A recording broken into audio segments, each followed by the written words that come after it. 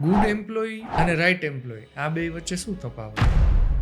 હવે એક છે ને, એક એમ્પ્લોય એવો હોય છે કે જે ભગત માણસ છે, સારો માણસ છે, કંપનીમાં ક્યારેય ખોટું ના બોલે, ટાઈમે આવે. એક સિરિયલ છે જેઠાલાલનો બાઘો અને નટુ કાકા, એને છે ને ગુડ એમ્પ્લોય કહેવાય.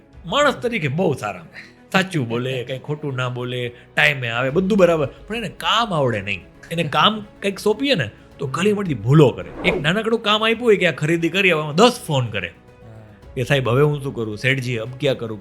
એ 10 વખત ફોન કરશે, એને કામમાં આવડે નહીં. હવે રાઈટ એમ્પ્લોય કેવા હોય છે તો કે કામમાં માહિર, એકદમ શાતિર, શાર્પ માઇન્ડેડ, જે કામ સોંપો એટલે ફટ ફટ ફટ કામ કરીને આવે, રિઝલ્ટ આપે. હવે રાઈટ એમ્પ્લોયનો એક પ્રોબ્લેમ છે. રાઈટ એમ્પ્લોય જે હોય છે ને, જે કામમાં માહિર થવા માંડે ને, પછી ધીરે ધીરે એને ઈગો આવવા માંડે છે. તો એ રાઈટ એમ્પ્લોય પણ કંપની માટે કામનો નથી હોતો. શું કામ? કેમ કે સારું કામ તો જોરદાર કરે છે પણ ટાઈમે આવતો નથી. કામ તો જોરદાર કરે છે પણ ડિસિપ્લિન નથી. કામ તો જોરદાર કરે છે પણ ગમે ત્યારે તલવાર કાઢીને સામે આવી જાય છે કે હું કાલથી નહીં આવું, પગાર વધારો નહીં તો હું કાલથી નહીં આવું.